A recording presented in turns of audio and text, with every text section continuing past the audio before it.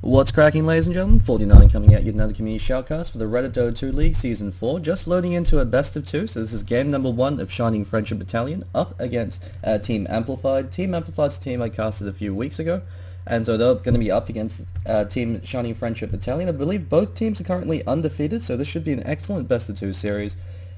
Should be interesting to see what drafts they decide to come up with, especially considering the fact that 6.81 has been out for a few weeks now, so teams are starting to adapt to a lot of heroes such as the Tuskar, who has been picked up. I think the last game he was picked up was Arrow up against Arrow B Gaming in the SCA qualifiers, where Tuskar was able to actually do a lot of work for his team, operate in the mid role, eventually transitioned into the carry position by picking up a Daedalus, so that in conjunction with his Walrus Punch meant he was able to control and burst down that Weaver very quickly. So with the 8.1 patch being out for a long time now, a lot of teams have started to switch up their drafts, and the meta is slowly starting to shift away with a few heroes starting to rise into prominence. So SFB, they have first pick, Team Amplified have second, so it'll be interesting to see who they decide to ban out. They go with the Lycanthrope. Lycanthrope in 8.1 was significantly nerfed with the fact that Shapeshift no longer gives bonus HP. It's a pretty decent nerf, but he still is such a powerful hero because of the fact that if you lose a fight against a Lycanthrope, you're going to be losing 1-2 towers, possibly even a Rex. He comes online a lot faster than any other carry in the game, just because with his Wolves and with Feral Impulse, he will be able to out-DPS most carry heroes just with something like a Medallion of Courage, and with Shapeshift, he doesn't have difficulties with time on target like a lot of other melee carries, just because he has max movement speed and complete immunity to all snares. So Team Amplified banning out the Invoker as well as the Bat Rider, with Nyx Assassin being the second ban. So Ember Spirit has been let through the pool, but Ember Spirit has been significantly nerfed with the fact that Slate of Fist damage has been reduced by 33%, as well as the fact that Searing Chains is only a 1 second snare at level 1. It used to be 2 seconds, and that's what made him overpowered because it gave him such flexibility with his skill build. And so they're opening with the Mirana as well as the Weaver, two very powerful heroes that could operate either in the tri-lane carry position or in the off-lane. Mirana has completely outclassed Windrunner, and it's the reason why we no longer see Windrunner in the competitive scene, just because she can do everything she does in the off-lane position a lot more reliably, and she has the added benefit of being able to roam, whereas Windrunner needs a few points up in her shackle shot before it becomes an effective disable, and then there's the issue of the fact that you have to be able to effectively land that shackle for it to be worthwhile, whereas Mirana, Arrow's a 1-point wonder, and they pick up the Bane Elemental, so excellent synergy coming out. Could be indicative of the fact that SFB want to run for an aggressive tri-lane, with the Bane Sleep to set up the Mirana Arrow. Ancient Apparition being banned out, excellent ban, especially considering the fact that Team Amplified with a Weaver, having an Ancient Apparition provide that chilling touch is an incredibly lethal combination, since Weaver has Sakuchi to give him all the time in the world to be able to run through, use up those chilling touch charges and get off a lot of damage, especially with a Gemini attack. Nagasarin, the third ban coming out from Team Amplified, so they're fearing that mid Nagasarin, or possibly the tri-lane Nagasarin, as the net in conjunction with Bane Elemental Sleep provides a lot of lockdown, and the Riptide can help boost up Mirana's fairly subpar physical DPS. Doombringer being banned out as the fourth ban. Very fast bans coming out from both teams. Looks like they must have done their homework, or they're looking for go for a draft that completely narrows what the opposition has been banning out. So Team Amplify their first two bans. They're banning out mid and off-lane heroes, so the Invoker as well as the Bat Rider. Bat Rider is an isolation hero that functions very well in the off-lane, just because if he does get completely bullied out, he can transition over to the jungle. And Naga Siren, you've got that team fight combination coming out with the Siren, especially with a Mirana, so you sing, then you throw out the arrow, you turn off the song right as the arrow connects, and that gives you a 5-second arrow to start the fight, enables you to quickly burst down a single target. Doombringer banned out because of the fact that he is an excellent counter to pretty much every hero in the game just because of Doom, and similar to a Nature's Prophet, it's very difficult to shut him down. He could even function in the offlane, so long as he's able to devour a creep every now and then, he'll be able to pick up a Midas very quickly, and he can just generate a massive gold lead for the rest of his team. Centaur Warrener, the fourth ban. Centaur Warrener used to be picked up very early on in the draft, but with the recent nerf, with the fact that Hoofstomp now costs 130 mana at all levels, Centaur Warrener has tapered off quite significantly, just due to the fact that he only has enough mana for one Hoofstomp and one Stampede at level 6. Before, when Hoofstomp costs 80 mana at level 1, you had 2 Hoofstomps for your out of mana, and so that meant that you could play a lot more aggressive in lane. Now with the fact that Hoofstomp costs a lot more mana, it means you have to occasionally go back to the fountain, or you need some kind of mana to sustain, so picking up a magic stick or something along those lines. It means that he's just not the roaming machine that he once was, since he is hindered by his mana pool. Bristleback picked up as the offlane hero for Team Amplified, although in the last game I casted with them up against PCP, they did run a tri-lane Bristleback, but in this case with the Weaver as well, I'd most likely assume it could be a offlane Bristleback. The disadvantage of a tri-lane Bristleback is he needs a fair amount of levels to be effective, although at the same time his goo can be quite devastating, especially if you plan to play very aggressively. So it'll be interesting to see who they choose to go for. They could also choose to pick up an Undying. That was the combination they ran last time. Crystal Maiden, Bristleback, and an Undying. It gives you an incredibly beefy tri-lane with a lot of aggressive capability, since you've got the Crystal Maiden to set up with the Snare as well as the Immobilize with the Frostbite. Bristleback runs in being a tanky threat, drawing all sorts of fire, and then dirges in the background, throwing out decays, and with that Tombstone means that you have to run away, you can't stand and fight. So SFB really deliberating on their third pick. They know that the tri-lane and off-lane for Team Amplified has been decided, and so they go for a Rubick. Rubick traditionally a very defensive tri-lane support hero, just because of the fact that he doesn't provide as much aggressive capability as other heroes unless you use him in conjunction with the other heroes that you've picked up. Because Lift, while it is very powerful, costs a fair amount of mana and isn't as effective a lockdown spell as something like a Shadow Shaman with a Shackle, a Vengeful Spirit with a Magic Missile, which also provides damage. So the reason why you pick up a Rubick is if you have a combo set up. So in this case, they've got Lift into Arrow, you've got Sleep into Arrow, and you've got the Lift to throw people back in case if you decide to clash try. But all in all, the disadvantage of SFB's tri-lane is the fact that Bane Elemental, while an excellent tri-lane support hero, he has limited range of 400, so that means that he will be bullied out if Team Amplified decide to pick up another 600 range support hero as a secondary support. The advantage of this though, since they have that Mirana, it means that while Rubick usually is a defensive tri-lane support hero, and you combo him up with a Mirana and with a Bane Elemental, that Brain Sap to also provide a lot of aggressive power, you can use him as a very effective aggressive tri-lane hero. So it could be indicative of the fact that SFB want to clash tri. The advantage of Rubick as a tri-lane support hero is good, especially if they have a hero such as a Bristleback. It is very difficult to bring down the off-lane position because the Lift enables you to reposition the enemy hero. Very few abilities in the game enable you to change the enemy's position, and Rubick's telekinetic Lift is one of them. You've also got the Bane to follow up the Sleep. So if Bristleback is in the off-lane, 1v3, and if he finds himself out of position, Rubick can make the situation a whole lot more dangerous. Pick him up, throw him back down, give Bane enough time to get the Sleep, and then follow up with the Arrow. So Mirana can be farming creeps, sees that the Sleep has been put in place, throw up with the Arrow, leaping for the Starstorm. That's a very dead Bristleback. Shadow Shaman picked up for Team Amplified. Shadow Shaman and Crystal Maiden is an excellent support duo, because Shadow Shaman's a fairly greedy support hero. You have to sort of play him as a 4 position because he needs a lot of gold and EXP to be fairly effective. You want to get him level 7 as soon as possible, just because that level 4 Ether Shock does a hell of a lot of damage. 320 damage on 7 targets, fairly low cooldown, fairly long range, and the wards do a crap ton of damage once they get level 2. Level 1 wards are dangerous, but level 2 wards, just the damage amps up so much more. You also do need Arcane Boots on Shadow Shaman because he burns through mana so quickly, and Blink Dagger is usually necessary as well if you want him to be relevant at the later stages of the game, just because he is slow and you want him to be the jump in, hex someone, shackle another, drop those wards to start the fight. Without the Blink Dagger, it's going to be very difficult, if they want, especially if the enemy carry picks up a BKB, they could just go ham, kill the Shadow Shaman before he could drop any of his disables, and then turn around the rest of the team. So with the Crystal Maiden, she could also have the benefit of Shadow Shaman being able to stay in lane. Crystal Maiden can rotate out to jungle farm. So if they happen to find themselves in a situation where the offlaner for SFB is playing very passive, the 2 supports can actually just go into the jungle and generate their farm that way. Weaver or Bristleback, if they happen to be the tri-lane hero, can be left to their own devices. And so that means the Crystal Maiden can rotate through the jungle, clearing out creeps using that Frostbite. So once she gets a point up in the aura, she'll be able to sustain herself as well as the rest of her team. Shadow Shaman will be to stack and pull and provide and generate gold for himself that way. The 2 can also rotate and roam. Since Crystal Maiden has the Frost Nova to set up Shadow Shaman's Shackle, since you've got a 900 AoE snare coming up from the Crystal Maiden, follow up with the 2.5 second CC coming up from Shadow Shaman, Ether Blast and the Frost Bite, and that pretty much equates to a free kill, especially in the mid lane. Slardar picked up for SFB, so it's going to be an off-lane Mirana by the look of it, and a tri-lane Slardar. The reason why I say this is because Slardar, while a very powerful hero, has little to no laning presence on his own unless he's against another melee hero. He needs a hero such as a Rubick or the Bane to enable the space for him to either get up in place to land that crush. Since Slitherine Crush is probably pound for pound the most efficient AoE stun in the game, very low cooldown, low mana cost, and does a fair amount of damage, which is physical to boot, so it's amplified by your amplified damage as well as other negative armor abilities, and it means that if they pop a BKB, they'll still take that damage from it. So the reason why it's so effective in this case, you've got Rubick to use Telekinetic Lift to set him up so Slardar can crush him. Then you've also got Bane with the Sleep as well as the Brain Tap to provide that burst of damage, which is something that Slardar lacks and will go for kill attempts. So that makes it for a fairly dangerous tri-lane combination. Viper being banned out as a 5th ban, so fearing the power of the Viper.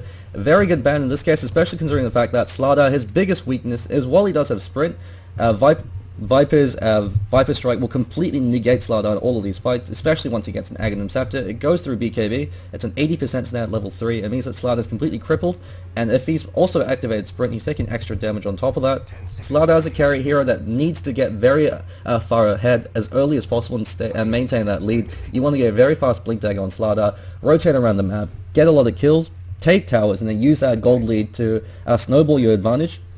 Since otherwise, when the later game comes in, the other carries are starting to pick up speed. He can't really go toe-to-toe against the Weaver or the Bristleback if they have the same amount of items, since Weaver can kite him fairly effectively, utilizing that Sakuchi as well as the time-lapse. And Bristleback, he could just turn around, since you've got that 40% damage reduction coming up from the Bristleback passive, slow down the Slardar with the goo, try to buy time for the rest of his team to get in. And they've picked up a Storm Spirit, so Storm Spirit v Puck over in the mid lane. Should be an interesting matchup.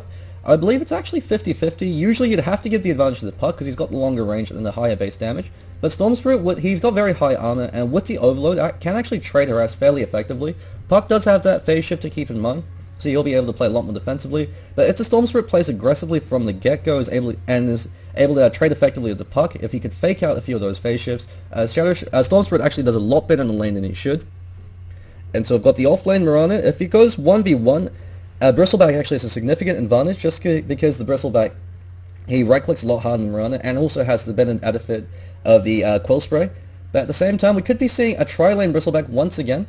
It's something that Team Amplify like to do. So just going to quickly introduce the players for both teams. We've got Sweet Kissing, the mid player for the team over on the Puck. Could actually be rotating over to the off-lane. NSD on the Bristleback. The Magic Stick, I believe he'll be going that tri-lane then. He's usually that carry player. Cranies, I believe he was the off-lane player in the last game. They like to run the off-lane Weaver and the tri-lane Bristleback, so that could be the case. Doppel over on the Shadow Shaman, and Freakin' Chair over on the Crystal Maiden. For Team SFB, we've got Rick over on the Slardar. He's going to be that one-position tri-lane farmer. He's going to be backed up by Take It Slow Bro, the secondary spot on the Rubick. Over in the off-lane, we've got JK558490, just be calling him JK to make it a bit short and simple. Over in that Mirana, he's actually already skilled his arrow at 1. Could be indicative of the fact that he wants to roam. Freakin' Dead over in the mid lane as that Storm Spirit. Pretty standard build for him. He's actually got a lot of stats as well as that Null Talisman. He's been pulled 2 tangos. So recognize they can't boulder rush, and actually Suzuki Boy caught out the Frostbite, gonna eat the goo as well as the Shackle and the Illusory Orb, and he feeds First Blood over to the Shadow Shaman. That's Boots at 1. Huge advantage going in favor of Team Amplified. Having supports with Boots this early on in the game is incredibly significant, especially for a slow hero such as Shadow Shaman. So Team Amplified already have a good golden as well as an EXP lead. It's a fairly slight EXP lead since all 5 heroes are there, but the fact that they're able to pick up Boots on their supports before the enemy team can prove to be a significant factor, especially if they decide to clash try. So it looks like they're going for the tri-lane Bristleback. NSD are going to be that one position with Cranies over in the off-lane. I actually have to give the advantage to the Weaver up against Mirana, just because of the fact that Weaver does a lot more physical right-click damage than the Mirana. Looks like Sweet Kissing actually screwed up his block a bit. So Freakin' Dead has a slight advantage. But then again, Puck has 600 range over the 450 of the Storm Spirit, so he'll be able to maintain uphill vision a lot better. So in the early stages of the mid lane, denies actually are far more important than last hits, because if you're able to get the level up advantage over the enemy player, especially if you get something like level 6 before they can on a hero such as a Magnus, where you've got that RP, so you can skew a Shockwave RP, gives you a lot more killing power since you can snowball off that 1 kill. So Slardar has to actually be fairly careful up against the Bristleback, because you've got the goo to slow him down, as well as the fact that if you do decide to focus the Bristleback, you're going to be eating a lot of Quill Sprays to the face. If you ignore the Bristleback, he's going to be beating you with the negative armor coming out from the goo, and you're also going to be eating the Quills on top of that. So in terms of try, should be fairly interesting to see what happens.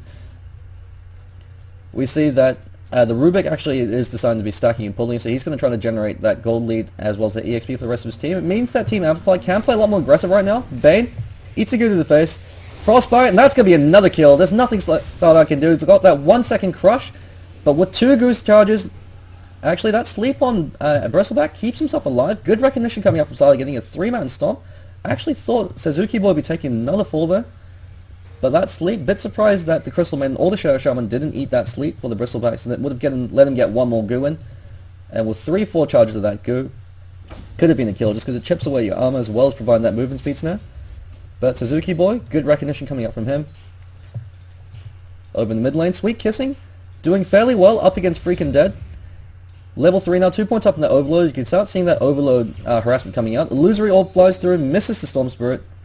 It's weak kissing. He spots up the rune over in the bottom lane, so he's been going for that. Cranies over in this off lane has actually been beaten by the Mirana. This should not be happening just because not only do you have Sakuchi and Gemini attack, you have superior base damage at 1. As well as the fact that Weaver actually has a fairly good animation compared to the Mirana. Since you usually are standing a lot closer to the creep wave than the Mirana, you want to stand back as far as possible to give yourself that room to maneuver. But it should be fairly difficult for the Mirana to win this lane, just because Weaver in a 1v1 situation, thanks to Gemini attack and Sakuchi, trades so much better than any other hero.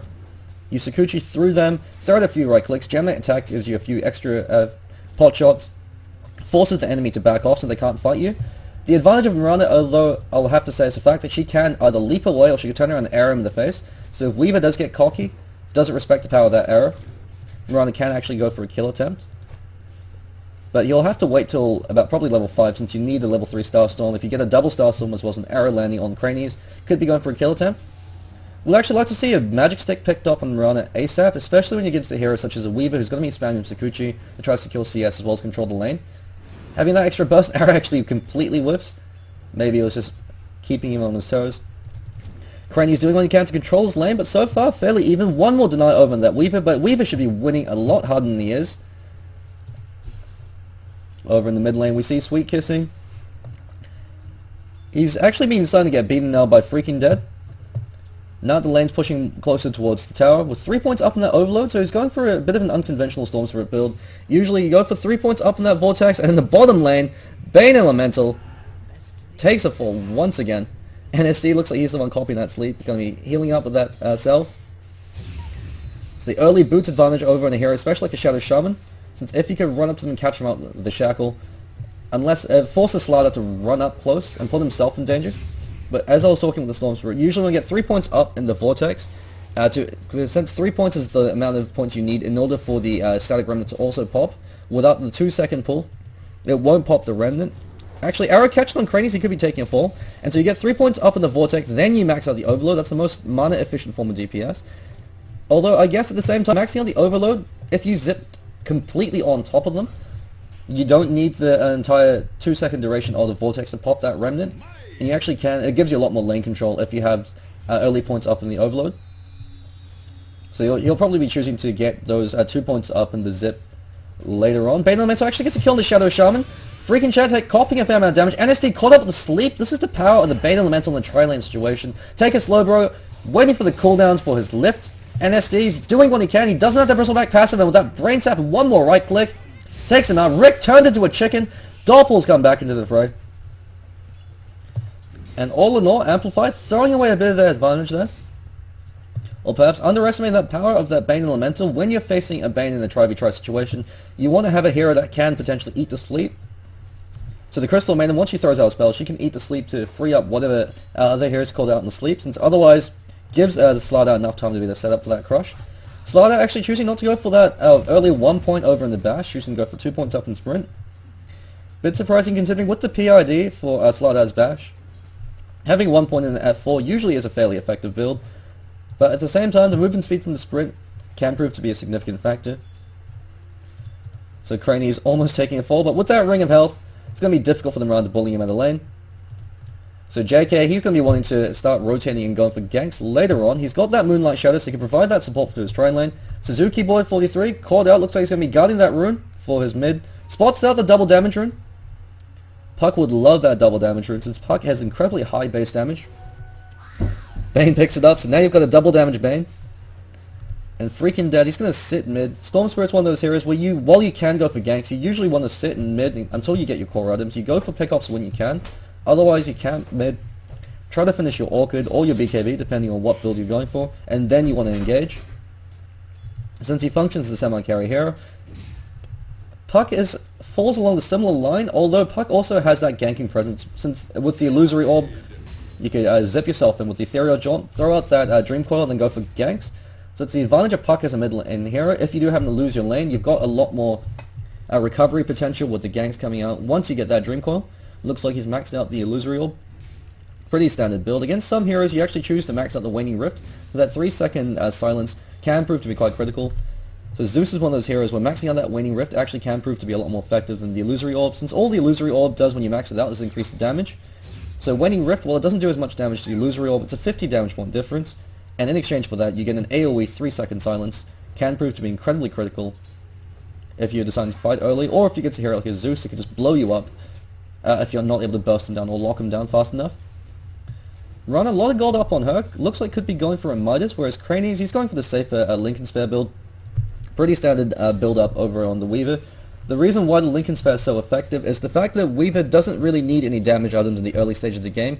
He hits so incredibly hard with the Sakuchi as well as the Gemini attack, with the Swarm also amplifying his DPS by preventing them from juking as well as reducing armor. That all he needs is survivability and sustainability, and that's what the Lincoln Sphere gives you. It gives you that mana regeneration, so you can constantly spam out your abilities. It gives you that get out of jail free card with the Lincoln Sphere to be able to eat up a single target spell.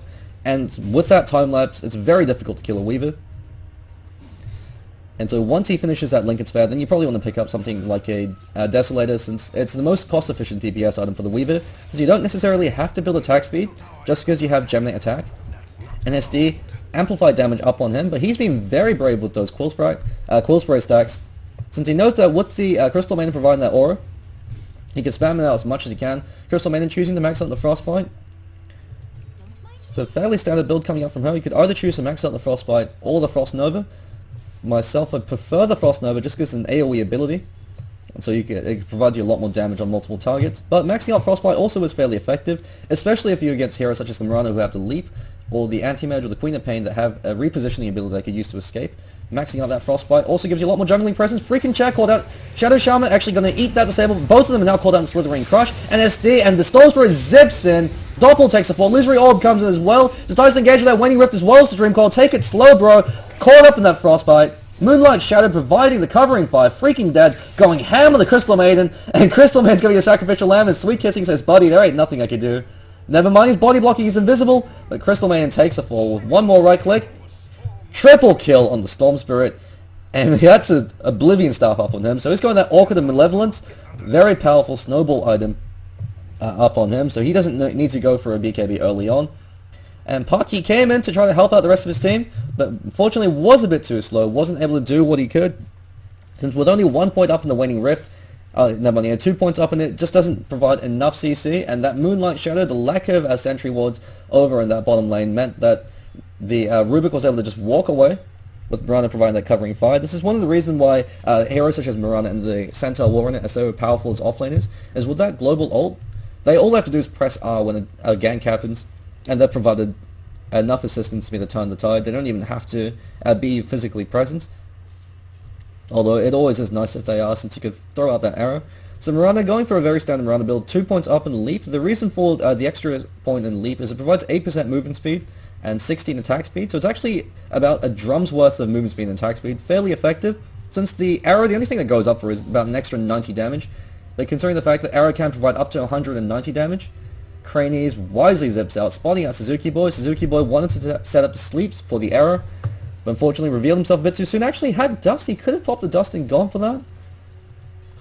But that hesitation means that Weaver can live to fight another day. He's got time lapse up, so it means that if you're unable to kill Weaver in the time that you've locked him down, he can always just lapse out. It's another reason why Weaver's so frustrating, especially once he picks up that Lincoln Sphere. Forces you to commit every single hero to focus him down before he lapses, since otherwise you've just effectively wasted all those abilities. So just treads up on the Bristleback as well as that Ring of Basilius. He's activated it, so it looks like they're trying to push down the tower, apply some pressure. Slardar, he's actually going for the armlet, so with that Helm of Iron Will. He could also be going for that Helm of the Dominator, but probably not the best build. Just going to quickly change my Steam status to away, just so I don't get bothered by any more messages. Armlet Madigian, very powerful aggressive item over on strength heroes such as the Slardar, especially since Slardar with the amplified damage means that any extra physical DPS he's able to deal out is exponentially better.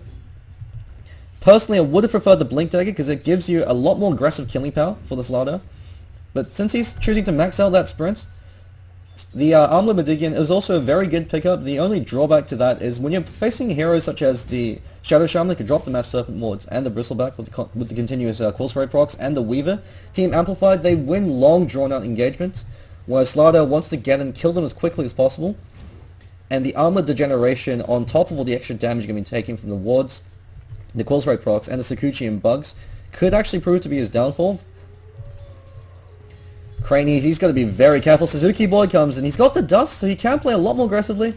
Spots him out, waits for Sakuchi, catches him out in the sleep. There's the arrow coming up from JK. Cranies cops in the face, brain stab, double Starstorm. He's able to time lapse up in time, never mind. Sweet Kissing comes in, double damage, waiting ref. JK's going to be taking a fall with that Dream Coil. Suzuki Boy, he wants to get out and he TP's back home. Bit unfortunate, the Dream Coil only caught one. If he caught two, would have been 2 free kills. But one is better than none. Weaver actually has phase boots up on him. Very surprising. The rationale for phase boots on the Weaver is since you have Geminate attack, it does actually give you a substantial amount of increased DPS in the early stage of the game. I do prefer the treads on Weaver. He's one of the few heroes I actually prefer treads over phase on. Usually I'm a huge proponent of phase boots, just because Sakuchi gives you all the movement speed in the world. And the damage from phase, it's nice, but with Weaver you want the HP and the attack speed more. Just because with time lapse and with Lincoln Sphere, you're going to be alive. Your job is to be a continuous threat and an annoyance. And if they just turn around and blow you up, then you're not really doing all too well. Take a slow bro. Looks like he's actually stolen that Sakuchi, so it's one of the reasons why you pick up the Rubick, especially if they have a Weaver. Rubick with the Sakuchi is absolutely terrifying since it gives him all the mobility and maneuverability in the world. The advantage of Rubick is he's got 0 cast point.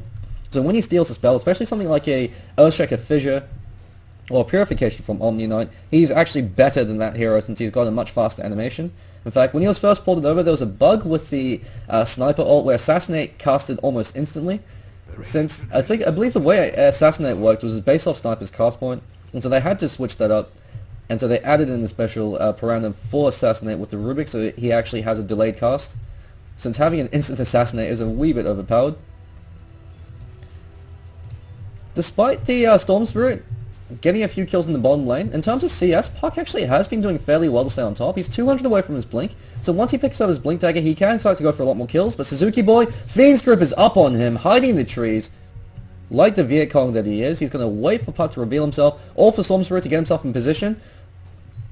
Using a Fiend's Grip on a critical hero like a Puck, especially before he can get his Blink Dagger, this could be huge for Team SFB. And he runs in, catches him out with the Fiend's Grip, Storm Spirit zips on him, drops the Remnant. Great recognition coming up from freaking Death. He throws out the attack before he drops the ability. One of the things you have to keep in mind with the Storm Spirit is every time you use an ability, it gives you an overload charge. If you don't utilize that overload charge, you're not using your hero to the best of your ability. You're actually decreasing his DPS. So you always want to throw out attacks before you use your next ability once you have that overload charge. There are, of course, exceptions to the rules, such as if they're a hero like an Anti-Mage or Queen of Pain that can zip out. In that case, you want to grab them before they can zip out. Freaking Ted going ham against 3. He could actually be paying for this. Shackles, but Rick saves his ass with that crush. And Crystal Maiden once again takes the fall. Cranies jumps on in. Rubick follows in with the Sakuchi. He's going to be using that lift as well as that Fade Bolt. Crush on to NSE. Last man standing. He's going to be taking a fall as well as that amplified damage, being too much to handle. Illusory Orb, they're going to get 1 retaliatory kill. Fiend's Grip up on Sweet Kissing, but they decide that's a defensive sleep. They're not going to go in this. Suzuki Boy doesn't have enough mana to engage. Blink Dagger up on Slardar, so that was just a casual Helm of the Iron Will. I guess he wanted the armor to sustain. Bit surprising, but he could always choose to build that into an Armlet Medigian later on. Mirana going for the Drums of Endurance. Great build up on Mirana. The Face Boots and the Drum. Very mobile hero. Actually choosing to max out Leap over the Arrow. This I'm a little bit surprised about. Since while Arrow is a 1.1, the extra damage that comes out for it. Mirana with a maxed out Starstorm and a maxed out Arrow. If you land the Arrow at max range and do a double Starstorm, that actually does more DPS than Tiny's Avalanche Toss combo. So you do have that burst power, especially on a squishy hero like Crystal Maiden or the Shadow Shaman. You can blow them up at the start of fights. But at the same time, maxing out Leap, not too shabby as well, especially with the rework in the last 2 patches. So Leap provides the aura buff from where you leap instead to where you land. So if you're with your teammates, you leap, you're providing that movement speed and attack speed for them. On top of the drums, huge amount of mobility coming out. Cranies duking it out with JK, but he's going to be... and I'm actually speechless for that one, yeah. Not all too much you could have done there. The Orchid and Malevolence finally being revealed. And Cranies, he's not having a great start. He should have been able to control the lane with the superior base damage point of the Weaver. Wasn't able to do so. Has died a fair few times. Over in the bottom lane, Sweet Kissing actually catches out 1. They catch out 2. Slardar as well as the Rubick, and that's going to be a tower on the back end of that. NSD looks like he's building the mechanism, so excellent build up for the Bristleback. One of the advantages of having a Bristleback as the offlane or the tri-lane carry is like a Viper, he's an excellent candidate for the mech, since he's a hero that relies on being tanky and staying alive in these fights, and Mechanism gives you more EHP for yourself as well as for your teammates than going for a Vanguard. And so that frees up your support heroes from having to build a Mechanism. That means they could go for something like a 4-star, a Ghost Scepter, or a Yule Scepter, depending on what the hero is and what the circumstances are. So your supports will help you, and that also means that when you decide to engage in these huge early engagements, having that mech drastically swings the advantage in your favor. It means you can take a lot more towers, especially with the way the meta has shifted. It's more about objective-based Dota. You go for kills, you take those kills, and then you take the tower. If you only get kills and you don't get the tower, it's not really worth your time, especially if they've got another hero in the back line farming away. Storm Spirit being pinged out by the Shadow Shaman. They all have to be very careful now, especially with the Orc of Malevolence. He zips in. Actually looks like he's just zipping into farm. Craney's invisible, Sakuchiing like crazy. Until he has his Lincoln Sphere, he can't really stand tall in these fights. If freaking dead pops that Orc of Malevolence on the Weaver will die before he can get that time lapse off. The amount of DPS coming up from the Storm Spirit, with the maxed out Overload 3 points up in the Electric Vortex, and now almost a maxed out Remnant, hurts incredibly hard, especially with the Soul Amplification coming up from the Orchid. So after the Orc of Malevolence wears off, 20% of damage is sustained during the 5-6 seconds of the Orchid get applied at the very end. Similar to the Witch Doctor Maledictions, the reason why Clinks is an excellent Orchid carrier is not only do you have the silence to prevent them from doing anything while you beat them down, it means that if they do happen to run away for whatever reason, and actually we're going Waning Rift Dreamcoil initiation on 1, Rick comes and shug off that new Blink Dagger, catches out 3, Waning Rift, Dreamcoil's been stolen, NSD's going to be tossed back, Sweet Kissing caught up the Fiend's Grip, Freezing Field doing another counter, Rick lands another crash, crushes on 2, Doppel's going to be taken 4 as well as NSD, no Mechanism up on him, oh actually never mind, he used it but just wasn't able to heal enough, Moonlight Shadow doing so much work in that engagement. And one of the things you have to keep in mind when you're playing against Mirana is your supports always have to carry sentries. You can't fight a team with Mirana without sentries, just because every time she drops that Moonlight Shadow, if you don't have sentries, it makes it so much more difficult to burst a single hero down. It means they could disengage and re-engage at will. And SFB showing off the power of friendship. They're grouping up. They took Tier 1 mid, and they could actually be taking Tier 1 too. Mass Serpent Wards are up. Dreamcoil was only dropped unfortunately on 1, then immediately stolen. He wasn't able to Waning Rift in time, or to catch up the Rubick in that Dreamcoil. And that's a Tier 2 that's going to be taking a fall. Crystal Maiden did what she could in the backhand, throwing out that Freezing Field, but the crush from Slardar, catch doing so much work. Rick has been landing multiple crushes on multiple heroes. Though throws out a crush, sleep into arrow combination. Puck actually gets a kill on Stormster in the backhand. Doppel going to be thrown back. Turns around, wants to drop his wards, never mind, hesitates for a bit, eats a Starstorm to the face. He immediately regretted that decision. Craney's fleeing for his life. Actually, they're going for a kill. Rick blinks out before the Illusory Orb catches him. And with that sprint, he actually could be making home. He's juking like crazy. He's got that TP, so he can always TP back home. Bane Elemental kills Crystal Maiden in the backhand. Crystal Maiden hasn't really been doing all too well. NSD is finally able to kill the Rubick. So that ends the reign of Rubick and that Dreamcoil. Slardar kills actually Puck in the backhand. So Puck went a little bit too far. Paid for that with his life. And Suzuki Boy behind enemy lines. No TP scroll up on him. He's actually got enough money for his mech. So he's going to be the mech carrier. Bane Elementals, not too bad for your mech. But only once he picks up his Arcane Boots. Since the abilities cost so much mana that if you don't have Arcane Boots or some other way to sustain your mana pool, Craney's while that's happening, caught up with the Orc as well as the Zip. And you don't even need the Electric Vortex to finish him off. He just gets burst down. Armlet Medigian up on Slardar, and this could be a game over for Team Amplified. 7,500 gold lead over for SFB as well as a 12,000 EXP lead. While the gold lead is quite significant, the EXP lead is really the critical factor. Crystal Maiden going to be caught out. One right click, the Zip. Remnant zips once again via the Overload charge, and Crystal Maiden shatters. The EXP lead is incredibly significant because it means that their support hero is going to have their level 2 ults up before your support heroes do.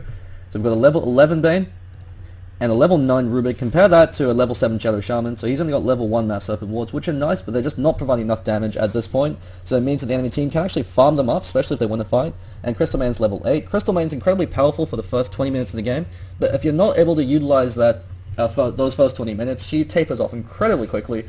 Just because, as you see in these engagements, Storm Spirit looks at her and she shatters. Squishy, slow. And she doesn't have enough hard CC. She doesn't have any form of hard CC. She's got the Immobilize as well as the Snare coming out from the Frost Nova. But just isn't enough when you're dealing with heroes like the Storm Spirit.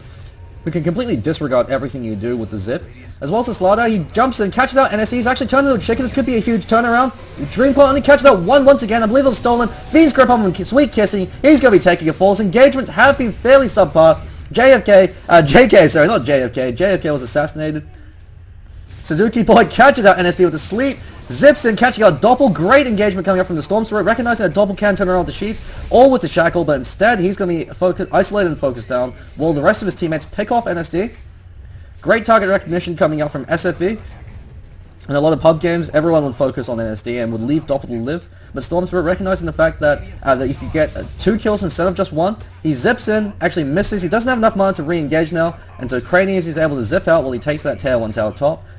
Doing what he can, but it's too little too late. He doesn't have his Lincoln Sphere, so he can't engage. Really not too sure why he went with the phase boots. That extra 900 gold could have meant that he would have had his ultimate orb. And while it's not his full Lincoln Sphere, having the extra stats from that would be a lot more significant in these engagements, as it means he could cop a bit more damage before he dies. If you do go for something like a phase boots on Weaver, it's because you're playing hyper aggressive, or if you're in a 1v1 situation where you're ahead and you want to get even further ahead. So for instance, if it was a Weaver against the Centaur Warrunner, picking up phase boots would actually be a fairly effective build order, especially if you decide to go for something like a max Gemini attack build. That means that Centaur Warrunner cannot lane against you at all, it just enables you to completely dominate the lane. Otherwise, in a situation like this, especially when you're playing from behind, phase boots on Weaver doesn't really give you all too much. We've got a pause coming up from Suzuki Boy. Not too sure what the issue is. It could be lag. I know the US West servers were down for maintenance yesterday, so were the Australia servers. Sad day for Dota players all around the world. With a smoke gank coming out from Team Amplified, looks like he has to go P. So we've got a puppy P pause coming out from SFB. With Team Amplified, they're grouping up. If they could actually get a good Dream Coil initiation on Rubick as well as the Mirana, Sweet Kissing really has been dropping the ball. He's been landing far too many one-man Dream Coils. You want to get at least 2, or if you're failing that, if you only get 1 man in your Dream Coil, at least get the Waning Rift off on the Rubick before he could steal that Dream Coil, return it to you. In all these engagements, Rubick has been able to steal the Dream Coil, return it right back on Amplified's face, and that completely bites in the ass when you're fighting against the 3-man Dream Coil that's caught 3 of your heroes when you've only caught 1. The game's already in a bad situation, especially with the Blink Crush coming out from Slardar. Rick has been playing out of his mind with those Blink Crushes. I think he's only landed about one man crush so far, and that was on NSD earlier on. He's been consistently landing 2 3-man crushes, so that's the power of the Slardar coming through. Actually chosen to max out the bash over the sprint. Since he's got his blink tag, it actually makes a lot of sense. You don't necessarily need the extra mobility coming out from a few more points in sprint, whereas the extra damage coming out from the crush, especially now that it does physical damage, take a slow bro, caught out with the sleeper, arrow flies out, catches Doppel, Dream Coil catches out 4, and Craney's going to be taking a fall. Never mind, he's able to zip out that time lapse. No, he took a fall, freaking down with a double damage, smacks down NSD. While there might be implants, those double damage hitties are doing a lot of work, and Sweet Kissing just jumps out. There's an ultra kill over on that Storm Spirit. Arrow flies through, it's going to miss.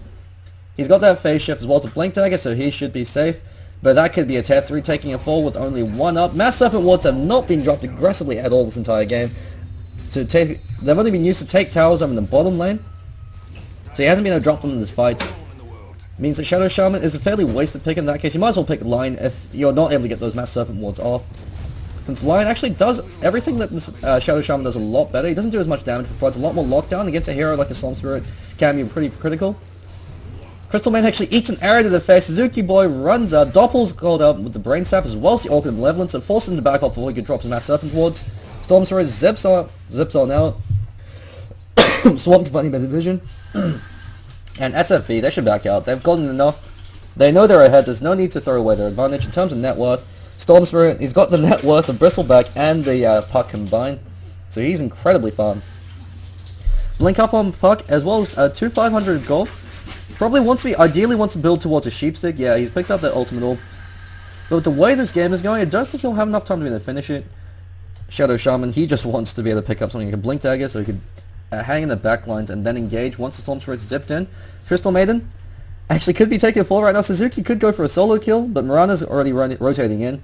Doesn't even have to land that arrow, it's just a bonus if he does. With the Leap Starstorm, catches him out, the Frostbite, Starstorm lands, 1 more right click. Suzuki Boy wasn't able to rotate over in time. And this Crystal Maiden eats a Fade Bolt coming out from Rubick. Take it slow, bro. snared up in front of the tower, but he's able to get a kill, and while that's happening, actually Puck kills the Storm Spirit, so a misplay coming out from the Storm Spirit, and Puck gets a huge influx of gold. The cash pinata of the Storm Spirit being whacked wide open, and Puck getting that much closer towards the Sheepstick. He's about 2k off it now. If he does pick up a Sheepstick, that could prove to be a critical factor, especially since the Storm Spirit hasn't built a BKB yet. Looks like he's going for a Lincoln Sphere or a Bloodstone. And Mirana doesn't have a BKB, neither does the Slardar. He's building towards one though. So if you're able to catch out the Storm Spirit when he zips in, you hex him, now he's caught behind enemy lines, you turn around, throw out all your stuns, blow him up before he can do anything else. Looks like NSD is going for that Pipe of Insight, so he's picked up the Hood of Defiance. This is one of the drawbacks of the Bristleback, is while he's an effective utility hero to buy those items for the rest of your team, you need to be playing from ahead. If you're playing from behind, Bristleback doesn't really offer you anything compared to another offlane hero.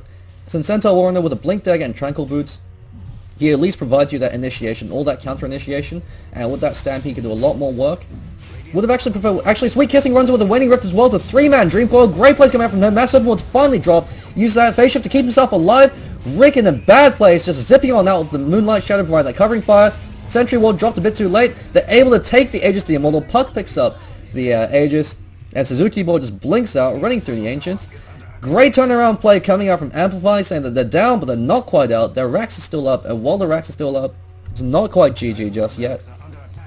Puck is getting that much closer towards the Sheepstick. If he's able to get the Sheepstick before one of the cores for Team SFB are able to get their BKB, could pretty much turn favor that next team fight in their hands. Bloodstone picked up with the Storm Spirit, so he's going for a very greedy carry position kind of build. Lincoln Sphere actually wouldn't be a fairly good pickup on the Storm Spirit. But at the same time, I guess the amount of single target spells coming... Oh, never mind. With a Bristleback, you don't want to build Lincoln Sphere. You can just purge it off with the goo. So the Bloodstone gives him effectively infinite mana for the Storm Spirit. Since with Storm Spirit, you don't want to build mana, you want to build mana regeneration. It's a lot more efficient for your ultimate, since your ultimate uses a percentage of your mana pool. Stacking intelligence or stacking mana isn't as effective as a hero such as the Outworld Destroyer. You just want to stack regeneration. So it's another reason why Bloodstone and the Orchid of Malevolence are great pickups on him, since Orchid of Malevolence provides 225 mana regeneration. The Bloodstone provides, I think, 150 with 200% with extra coming in from those charges. So 27 mana regeneration per second. It means that you can zip out repeatedly and zip back in multiple times in the fight, similar to how an Earth Spirit plays, an Ember Spirit, sorry, not an Earth Spirit. You constantly engage and disengage, picking off critical targets while keeping yourself completely safe. In terms of map control, we see that Team Amplified only have one ward. That's a safety ward to ensure that they can't pressure their tier 3 or their jungle. Other than that, SFB had completely dominated the map. Freaking Chase been caught out of position a lot in these engagements. 0-8-7. Standard pub play for the Crystal Maiden. First 20 minutes, if you're not able to make a significant enough advantage for your team or for yourself by generating kills and towers, you taper off incredibly quickly. So the reason why Crystal Maiden, while she is a very powerful hero, she has fallen out in favor of heroes such as Shadow Demon and Dazzle, which have been seeing a lot more resurgence, which have been seeing a huge vogue in the competitive scene, just because those heroes scale incredibly well at all stages of the game, and they're a lot more relevant, especially if you're playing from behind. For instance, in this case, if you switched out Crystal Maiden for someone like a Lion, while you still are 0-7 and are fairly easy to pick off, if they don't focus you, you could still provide that lockdown and that potential burst damage. Crystal Maiden, when you're playing from behind, doesn't really offer you all too much, especially once those cores start picking up BKBs. Frost Nova is completely useless once they have BKBs. Frostbite, you can't do anything, especially since the only two cores you can effectively Frostbite is the Mirana as well as the Slardar. Storm Spirit can zip on out of it. Mirana can't leap, so that is an effective point in her favor. Slardar, he's tanky enough that while he isn't able to cast any spells, if they do group up and decide to fight him, he can always crush and man fight. Actually chose to pick up a Blade Mail, so he's going to be that tanky presence, pops that Blade Mail, blinks into the enemy team, crushes, amplifies damage, does what he can. Slardar is an excellent semi-carry hero. You can't really play him as a hard carry unless you're significantly ahead, but he's a damn good semi-carry or a second fiddle to another carry hero. So Mirana and Slardar, both of them are kind of in that same boat. Mirana also needs a lot of farm in order to be effective as a carry hero, but if you've got three semi-carries in this case with the Storm Spirit, you don't really need a pure hard carry. Those three are able to do enough work on their own that you should be able to win these fights, especially with the amount of presence and pressure that the Storm Spirit has applied to the enemy team. He's been constantly zipping in, picking up the support line heroes while Slardar goes in, engages them front. So he's engaging on NSD, tries to capture the supports as well. But while that's happening, while they're dealing with the Slardar, StormStaffel is able to zip in, pick off heroes in the backline, and then zip one back out and help out the rest of his team. Arrow flies out, tanked by the creep. So Cranius lives to fight another day. Lincoln Sphere finally up on him. Very late Lincoln Sphere on the Weaver, especially considering he was 1v1 against Mirana. That's a matchup that Weaver should win very handedly. Just due to the fact that he's got a lot more base damage, and he also has more ways to control the lane than the Mirana. The Mirana, you don't want to spam Starstorm. It costs too much mana, and Weaver always can juke it out by going invisible to Scucci. It has such a long cast point. So unless the Weaver eats an arrow to the face, Mirana's got no way to control the lane against the Weaver. Whereas Weaver with the Scucci with the Geminate attack, as well as the increased base attack, should easily be able to out-CS and out-deny the Mirana. Starve her out, get that gold lead, and then eventually go for kills later on. Silent up on Rick, but the rest of the team weren't able to engage in time. They don't want to fight outside their base, since Amplify knows that if they lose one fight where they all get wiped, that's pretty much game over. They could take 1-2 sets of racks off the back of that. So they have to be very careful, playing very cautiously. The Turtle of Team Amplified. So Bristleback, he's back to his Pipe of Insight, so that's going to mitigate a lot of damage, especially coming out from the Storm Spirit, since Overload does provide magical damage, and all of his abilities are magic-based. But Slardar with his amplified damage, he doesn't really give a damn about that. He's just going to tear through you regardless. So we could be seeing something like a Vladimir's Offering in the Bristleback. That +5 armor is actually a fairly nice thing, especially for the rest of his team. Could also be seeing something like a Blade Mail on the Bristleback. Blade Mail is a fairly effective item on a hero like a Bristleback, since you're going to be in the front line anyway tanking everything, especially if they have a lot of uncontrollable AoE. So the Starstorm, he's always going to be returning that Starstorm damage. If he eats a Crush, he's going to be eating that as well. NSD playing very ballsy, but with that amplified damage, he has to be fairly cautious.